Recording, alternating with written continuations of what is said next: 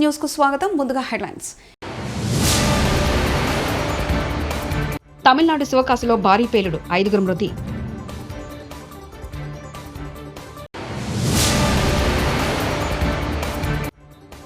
పాసమేలారం ప్రమాద మృతుల కుటుంబాలకు కోటి పరిహారం, సీఎం రేవంత్ రెడ్డి.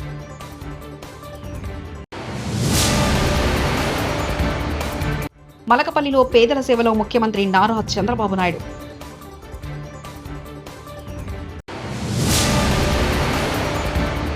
రాజకీయంగా ఎన్ని ఇబ్బందులు వచ్చినా రాజీ పడలేదు వైఎస్ జగన్. తమిళనాడు రాష్ట్రం విరుద్నగర్ జిల్లాలోని శివకాశిలో బాణాసంచా తయారీ కర్మాగారంలో అకస్మాత్తుగా మంటలు చెలరేగాయి. ఫ్యాక్టరీ నుంచి పెద్ద శబ్దం, పొగలు రావడంతో వెంటనే అప్రమత్తమైన స్థానికులు అధికారులకు సమాచారం అందించారు. వెంటనే పోలీసులు, రెస్క్యూ సర్వీసెస్ సిబ్బంది సంఘటనా స్థలానికి చేరుకొని సహాయక చర్యలు చేపట్టారు. గాయపడిన వారిని హుటాహుటిన ఆసుపత్రికి తరలించారు. ఉమ్మడి రాష్ట్రంలో గానీ తెలంగాణ రాష్ట్రంలో గానీ ఇంత భారీ ప్రమాదం జరగలేదని ముఖ్యమంత్రి రేవంత్ రెడ్డి అన్నారు. ఈ రోజు మంగళవారం పాసమేలారం చేరుకున్న సీఎం ప్రమాద స్థలాన్ని పరిశీలించి ఈ ఘటనపై అధికారులతో సమీక్షా సమావేశం నిర్వహించారు. అనంతరం మీడియాతో మాట్లాడుతూ పాసమేలారం ఘటన అనంతరం మంత్రులు, జిల్లా అధికారులు, పోలీసు అధికారులు పరిస్థితులను పర్యవేక్షిస్తున్నారని తెలిపారు. మృతుల్ని తరలించడం, క్షతగాత్రుల్ని ఆసుపత్రికి తరలించడం వంటివి అధికారులు దగ్గర నుండి మరీ చూసుకుంటున్నారన్నారు. ఈ ప్రమాదం చాలా మంది ప్రాణాలు బలిగొందని, ప్రమాదం దురదృష్టకరమంటూ ఆవేదన వ్యక్తం చేశారు.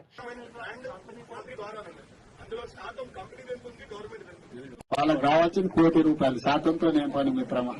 చనిపోయిన కుటుంబాలకు ₹1,00,00,000 వాళ్ళకి వస్తాయి. ధన్యవాదాలు.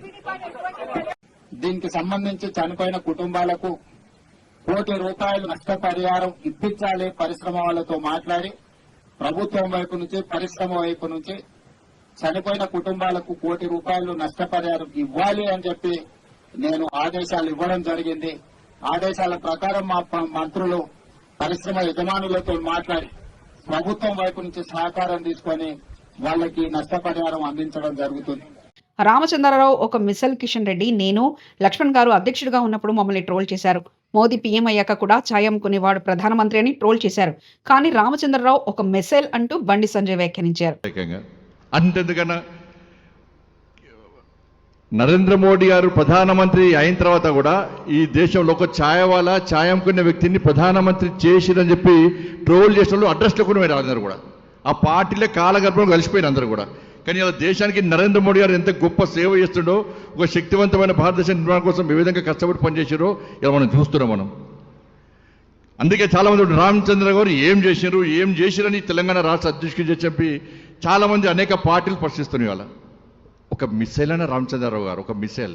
కొవ్వూరు నియోజకవర్గం మలకపల్లిలో పేదల సేవలో కార్యక్రమంలో పాల్గొన్న ముఖ్యమంత్రి నారా చంద్రబాబు నాయుడు ఇలాంటివన్నీ చేస్తున్నాయి.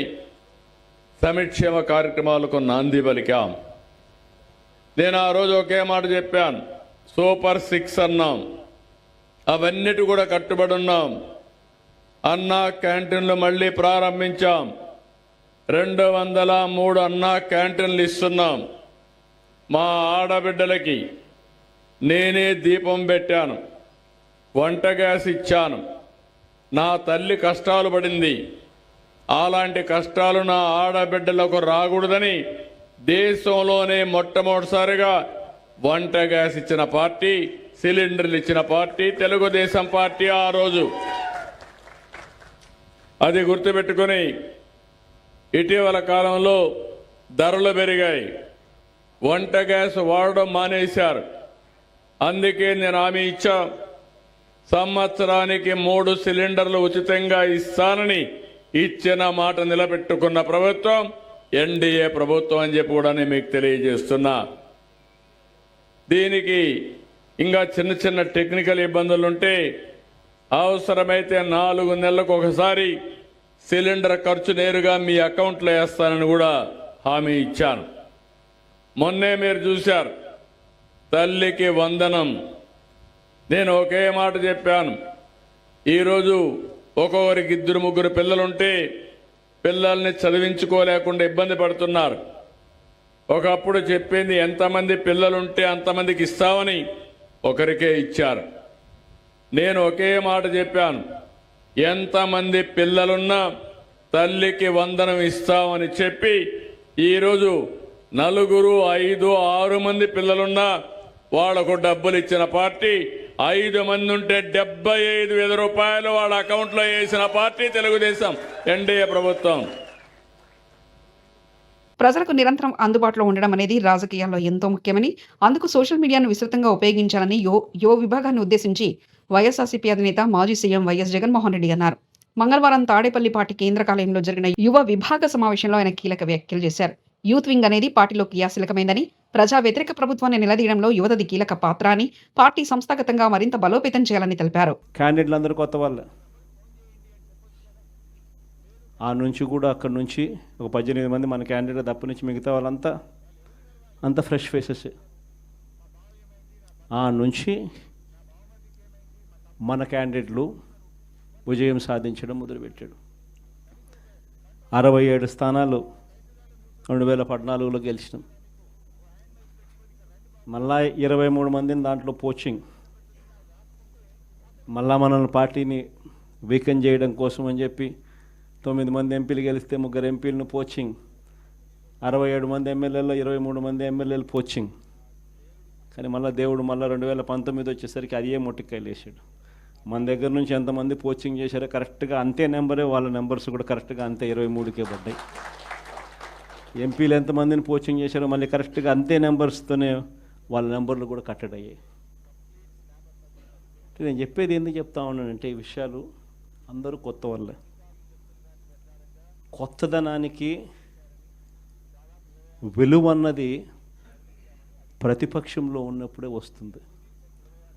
ప్రతిపక్షంలో ఏ నాయకుడైనా ఎదగలుగుతాడు, ఎవరైనా నాయకుడు కాగలుగుతాడు. అయితే 2 గుణాలు ఉండాలి. ఒకటి ప్రజలకు అందుబాటులో ఉండడం, రెండవది చిక్కటి చిరునవ్వుతో పలకరింపు. 2 ఖచ్చితంగా ఉండాలి. ప్రతిపక్షంలో ఉండాల్సింది మరొక మేజర్ గుణం ఏమిటి అని అంటే, ప్రజలకు ఏదైనా సమస్య వచ్చినప్పుడు ప్రజల తరపున మనం ప్రజలకు తోడుగా నిలబడగలగడం. ఈ 3 చేయగలిగితే ఎవరైనా లీడర్ కాగలుగుతాడు. ఇక్కడి నుంచి స్టార్ట్ చేయండి. నియోజకవర్గం స్థాయిలో నియోజకవర్గ అధ్యక్షుడిగా ఉన్న ప్రతి ఒక్కరికి నేను చెప్తా ఉన్నా, ఈ రోజు నుంచి స్టార్ట్ చేయండి. మనం ఈరోజు చూసేది యూత్ అధ్యక్షుడిగా, నియోజకవర్గం ఇన్ఛార్జిగా, యూత్ అధ్యక్షుడిగా ఫస్ట్ అడిగే ఇది. మీ చివరి అడుగు ఎమ్మెల్యే కావడం, అది గుర్తుపెట్టుకోండి.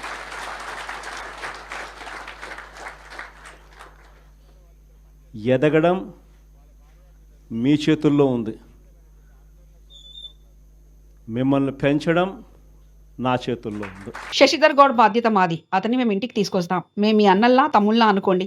శశిని ఇంటికి తీసుకొచ్చే బాధ్యత మాది. రేవంత్ రెడ్డి పిచ్చోడు, మెంటల్ గాడు. మనం భయపడాలని కేసులు వేస్తారు. రేవంత్ రెడ్డి ట్రాప్లో పడి మనం భయపడొద్దు. మనం టైం వస్తుంది, అప్పుడు వాళ్ళ సంగతి చూద్దాం. శశిధర్ గౌడ్ కుటుంబ సభ్యులతో ఎమ్మెల్యేలు పాడి కౌశిక్ రెడ్డి, డాక్టర్ సంజయ్.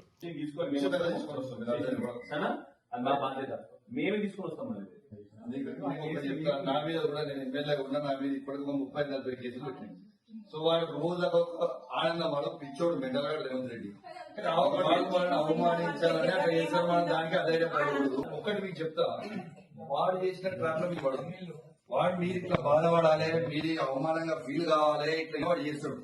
వాడు ఏం చేసినా చేసుకుని మనం ధైర్యంగా ఉండాలి. బాలు మన శశిని తీసుకొచ్చిన రోజు అద్భుతంగా తీసుకొని వద్దాం. శశిని మంచిగా కాలనీ అంతా కూడా శశికి మంచి పేరు ఉన్నట్టు చేసే బాధ్యత మాది. కేసీఆర్ గారి నాయకత్వంలో, కేటీఆర్ గారి నాయకత్వంలో, హరీష్ రావు నాయకత్వంలో చేసే బాధ్యత మాది. గ్యారెంటీ మీకు అండకుంటా, మీరు అస్సలు అధైర్యపడకండి. అద్భుతంగా తీసుకొని వస్తాం మీకు. డోంట్ వరీ, మళ్ళీ మేము మీరు ఏడవద్దు, కంటిన్యూలు పెట్టవద్దు. మనం ధైర్యంగా ఉండాలి. వాడికి కావాల్సింది అదే. మనం ఎందుకు ఏడవాలి?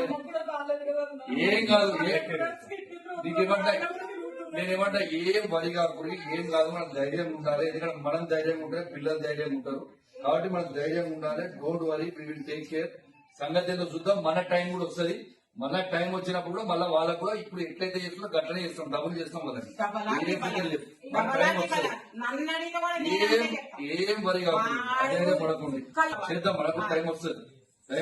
మన రాష్ట్రంలోని నాందేడ్ జిల్లా ధర్మాబాద్ సమీపంలో గోదావరి నదిపై నిర్మించిన బాబ్లీ ప్రాజెక్ట్ 14 గేట్లను మంగళవారం సిడబ్ల్యూసీ పర్యవేక్షణలో ఇరు రాష్ట్రాల అధికారులు తెరిచారు. ప్రస్తుతం 1064 అడుగుల వద్ద నీరు నిల్వ ఉందని అధికారులు తెలిపారు. సుప్రీంకోర్టు ఆదేశాల మేరకు మహారాష్ట్ర ప్రభుత్వం ఏటా జూలై 1న ప్రాజెక్టు 14 గేట్లు ఎత్తి అక్టోబర్ 28 వరకు నదీ ప్రవాహానికి ఆటంకం లేకుండా తెరిచి ఉంచుతుంటుందని తెలిపారు.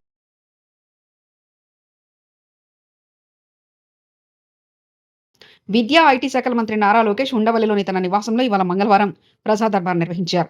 ప్రజా దర్బార్లో ప్రజల నుంచి మంత్రి విజ్ఞప్తులు స్వీకరించారు. ఆయా ఫిర్యాదులను పరిశీలించి సంబంధిత అధికారులకు లోకేష్ కీలక ఆదేశాలు జారీ చేశారు. ప్రజా సమస్యలను అధికారులు వెంటనే పరిష్కరించాలని ఆదేశించారు. కూటమి ప్రభుత్వంలో అందరికీ అండగా ఉంటామని మంత్రి భరోసా ఇచ్చారు. మెడికల్ సీట్ ఇప్పిస్తామంటూ వైసీపీ కీలక నేత సజ్జల రామకృష్ణారెడ్డి సన్నిహితులు మోసం చేశారని గుంటూరు జిల్లా తాడేపల్లి మండలం కుంచనపల్లికి చెందిన మన్నె సుబ్బారావు మంత్రిని కలిసి ఫిర్యాదు చేశారు.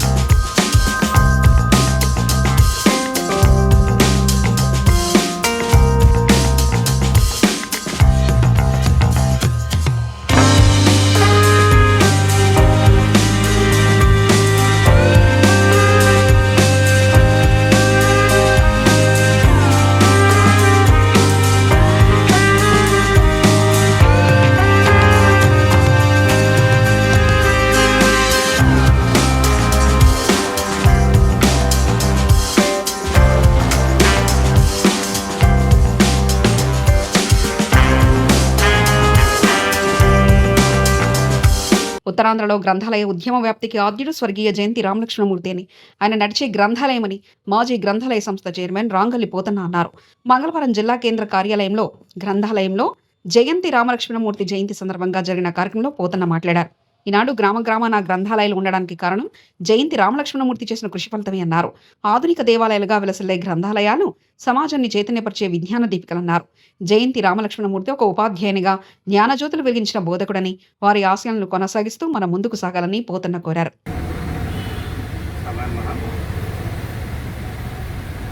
ఉత్తరాంధ్ర భాగాలుగా నడియాడే గ్రంథాలయంగా విశేష ఖ్యాతించి మన ముందు ఆయన భౌతికంగా లేనప్పటికీ ప్రతి గ్రంథాలయంలో కూడాను ఆయన ముఖం మనకు కనబడతారు. ఒక కార్యక్రమంలో చేపట్టేటప్పుడు ఏ విధంగా నిర్వహణ చేయాలి, ఎలా నిర్వహించాలి, ఒక నిర్మాణ సంఘ సంస్థ రూపొందించడంలో మన జయంతి గారు నడియాడే గ్రంథాలయంగా పేరు తెచ్చుకున్నారు. ఆయన ఎప్పుడు ఒక బ్యాగ్ ఇచ్చి ఎవరు కనిపించినా తన పుస్తకం ఇచ్చి ఇది చదివి దీని మీద ఏమన్నా మాట్లాడదామా అని ప్రతి స్నేహితుడికి కూడా దానికి పోయేవాళ్ళు కూడా ఆ పుస్తకం ఇచ్చి వాళ్ళు చదవమని ఒత్తిడి తెచ్చేవారు. ఒక వారం 10 రోజుల తర్వాత మళ్ళీ ఆయన అక్కడ కనిపిస్తే ఏం మాట్లాడతా ఈ పుస్తకంలో ఉన్న విషయం ఏంటి, మంచి చెడ్డ డిస్కస్ చేసేటువంటి మంచి మానవతావాది. చివరి వరకు కూడా గ్రంథాలయ ఉద్యమంలో ఉన్నారు. అంతేకాకుండా ఉపాధ్యాయ రంగంలో చాలా పేరు ప్రతిష్టలు తెచ్చుకున్న ఒక ఉపాధ్యాయ రాష్ట్ర నాయకుడిగా కూడా అతను కీర్తించబడ్డామని మనందరికీ తెలిసిన విషయమే. నడియాడే గ్రంథాలయమే కాకుండా అన్ని సమస్యల మీద అతనికి ఒక అవగాహన ఉంది. ఎక్కడికి రమ్మంటే అక్కడికి వచ్చి వాళ్ళ తాలూకా స్వభావం, వాళ్ళ తాలూకా శక్తి కోసం ప్రజలకు చెప్పి వాళ్ళని మోటివేట్ చేసి వాళ్ళని చైతన్యపరిచేవారు. రానున్నటువంటి సమాజానికి ముందు చూపు మన జయంతి రామలక్ష్మణమూర్తి గారు. ఆయన కోసం రోజంతా మాట్లాడిన తన సంపద ఉంటుంది. ఆయన చాలా సింపుల్సిటీ, తన పిల్లలకు కూడా స్వార్థాన్ని చూపించలేదు. అతనికి కొన్ని రాజకీయ పలుకుబడి ఉన్న తన పిల్లల్ని రాజకీయంగా చెప్పి వాళ్ళకి ఉద్యోగాలు వేయించుకుని ఇలాంటి తప్పుడు పనులు ఏమీ చేయకుండా జీవితాంతం చక్కటి మంచితనంతోనే ఒక నిరాడంబరంగా చివరి వరకు ఆయన ఒక పాత్రలోనే జీవించారు. ఇంటి పక్కనే గ్రంథాలయం, తన సొంత గ్రంథాలయం కూడా స్థాపించి ఆ గ్రంథాలయం చివరి వరకు కూడా నడిపించే మహానుభావుడు అతను ఎంతో ఈ గ్రంథాలయ ఉద్యమానికి ఆది నాయకుడు మన జిల్లాలో. ఆయనకి మరింతగా తమిళనాడు శివకాశిలో భారీ పేలుడు, 5 మృతి.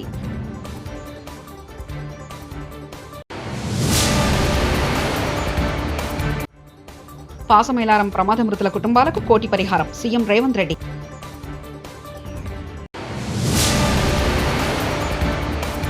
మలకపల్లిలో పేదల సేవలో ముఖ్యమంత్రి నారా చంద్రబాబు నాయుడు.